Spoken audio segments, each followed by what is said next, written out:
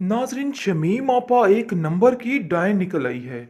हम तो सोच रहे थे कि ये अच्छी भी होगी और बुरी भी। नहीं नहीं, ये अपने पुराने रोल नहीं भूलती है। नाज़रीन देखा जा रहा है कि किस तरीके से ये खुश हो रही है कि जब सायरा के घर के मामलात को देख रही है कि उसके घर के हालात बिल्कुल भी ठीक नहीं हैं, जिस पर वो बहुत ज़्यादा खुश होती है और फ़ख्र करती है कि मैंने तो बहुत बड़ा काम कर दिया। इस कश्यप की बहन को तो ऐसा ठिकाने लगाया है और अनकरीब कश्यप को भी ठिकाने लगा कर दिखाऊंगी। दूसरी तरफ सायरा की ज़िंदगी महाल हो चुकी है, उस बेचारी का कोई हाल नहीं रहा है। हर वक्त ठोकरें, हर वक्त अजीतें ही उसके मुकद्दर में गिरी पड़ी है। यानी कि वो परेशान है कि कौन सा दिन था कि मेरी शादी इस रज़ा के साथ हुई। काफ़ी परेशान हो चुकी है, उसको समझ ही नहीं आ रहा कि वो क्या करे। लेकिन दूसरी तरफ आप देखेंगे कि बहुत खुश है शमीम का बाप और कहता है कि मेरी बेटी ने बहुत बड़ा काम किया और बहुत बड़ा नेकी का काम किया है, इसका अजर तो मेरी बेटी को मिलकर ही रहेगा।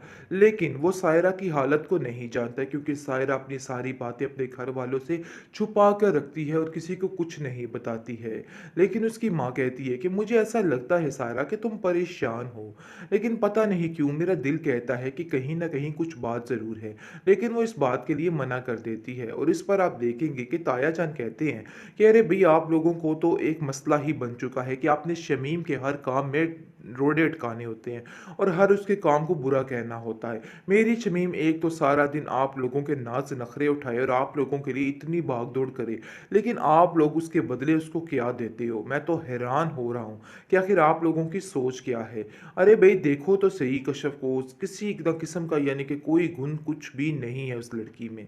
आखिर तुम लोग कैसे सोच सकते हो कि आप लोगों के साथ सारा मामला ठीक हो जाए? पहले अपनी बेटी की तरफ देखो और उसकी तरबियत करो, ऐसा ना हो कल कला आपको रोना पड़ जाए। पे नाच के कश्यप बेचारी की ज़िंदगी तबाही की तरफ जाती जाएगी और माजरा काफ़ी ख़राब ही होता जाएगा। लेकिन शमीम आपा जो कि अपना रोब अब दबदबा रखना चाहती हैं, जिसकी वजह से वो अपनी ज़िंदगी पे राज करना चाहती है और चाहती है कि हर कोई उसके नीचे होके ही बात करे। हत्ता कि वो अपनी चचा चाची का भी बिल्कुल लिहाज नहीं करती है और किसी बड़े की उसको तो तमीज़ ही नहीं रही। बस उसको ऐसा लगता है कि जैसे मैं ही सबसे हूँ अफ़ज़ल और सबसे आला, कोई भी मेरे से ऊपर नहीं है। ये असल में उसके बाप की बेवकूफ़ी है जो कि उसको हर जगह पर आगे बना के रखा हुआ है और उसको ऐसे दिखाया हुआ है कि जैसे वही सब कुछ है। लेकिन उसको कुछ भी नहीं करने देता है, हर एक के मुँह पड़ जाता है, यानी कि गले पड़ जाता है और कहता है कि नहीं भई, मेरी बेटी के बारे में कोई भी कोई उल्टी-सीधी बात ना करे, मैं ये बात बिल्कुल भी बर्दाश्त नहीं करूँगा। लेकिन ये बात बहुत ज़्यादा चुभ जाती है सबको, क्योंकि जान चुके हैं चचा-चच्ची कि ये शमीम जो है किसी भी हाल में खुश नहीं हो सकती, लेकिन फिर भी अपने बड़े भाई के हाथों मजबूर होके बेचारा खामोश हो जाता है, क्योंकि वो जानता है कि नहीं, मामला ख़राब ही लगता है। लेकिन जी दूसरी तरफ आप देखेंगे कि बहुत ज़्यादा परेशान हो चुकी है सायरा। वो जान चुकी है कि उसकी ज़िंदगी में अजीबो किस्म के लोग आ चुके हैं और वो जानना चाहते हुए भी इनसे दूरी इख्तियार नहीं कर सकती। लेकिन अब वो सोचती है कि मुझे थोड़ा बहुत बोल लेती तो अच्छा था। कश्यप इस मामले में बिल्कुल दुरुस्त थी, लेकिन कश्यप की भी कहाँ सुनी जानी है।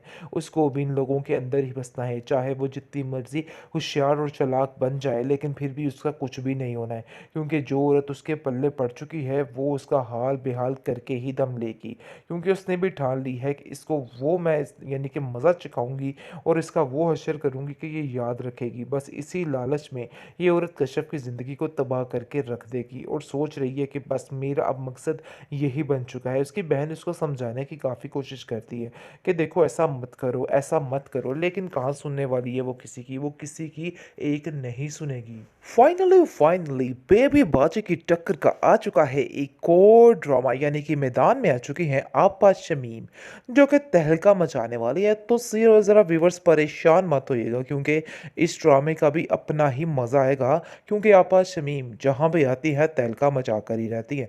तो नाज़रीन यहाँ भी ये कुछ ऐसा ही असर दिखाने वाली है, जैसा कि आप देख रहे हैं कि जैसे दबदबे अपने रोब और दबदबे के साथ इसने सारे घर को अपने हैंडल में किया हुआ है, अपने इख्तियार में हर चीज़ तमीज़ रखी हुई है। लेकिन कहीं न कहीं दिल की ये बुरी नहीं है। लेकिन फिर भी दिल का क्या करे, अगर ज़ुबान ही आपकी इतनी कड़वी और गुस्सैली हो, तो फिर दिल का क्या फ़ायदा? ख़ैर आप देखेंगे कि फ़िलहाल इसकी चालाकियाँ शुरू हुई हैं और एंड देखिए कहाँ तक जाएगा। यानी कि वहाँ पर यहाँ पे ज़्यादा ट्विस्ट आएगा जब इसके भाई अब्दुल बारी की शादी हो जाएगी कश्यप के साथ, फिर जाकर मामला काफ़ी ज़्यादा ख़राब हो जाएगा। फ़िलहाल तो आप देख रहे हैं कि किस तरह से अपने हंटर हुक्मरानी की वजह से सारा कुछ हथियाए बैठी है। लेकिन इसने सायरा का भी ऐसे ही रिश्ता करवाया और उसका घर भी ऐसे ही उजाड़ने की कोशिश करी है। कहीं न कहीं इसकी चच्ची ठीक है और वो सही कहती है, अपने शोहर से कहती है कि आखिर ये क्या माजरा है? कब तक ये सारा सिस्टम इस तरीके से रहेगा? लेकिन कहाँ सुनने वाला है वो, और उसको कहता है कि तुम्हें कुछ भी अंदर बोलने की ज़रूरत नहीं है। देखो हमारे मामलात में इंटरफेयर मत करो। दूसरी जगह पे ताया आपा जो कि बहुत ही खुश है अपनी बेटी शमीम को देख के, देख-देख कर वारे न्यारे जाते हैं और हर वक़्त उसी के गुण गाते रहते हैं और कहते हैं जी मेरी शमीम से आगे तो कोई है ही नहीं। खैर आप देखेंगे कि शमीम ने भी ठान ली है कि जिस दिन की कश्यप ने उसके साथ बदतमीज़ी की है, उसका बदला वो लेकर रहेगी और इसको ऐसे नहीं छोड़ेगी। इसलिए आप देखेंगे कि वो यानी कि ठान लेगी और कहेगी कि बस मैं अब इस लड़की का काम तमाम करके ही रहूँगी। यानी कि वो शादी करवा देगी अब्दुल बारी के साथ, यानी कि अपने भाई के साथ। वो आगे ही अपनी बहन के आगे-पीछे घूमता है तो मज़ीद अब ऐसा ही होने वाला है।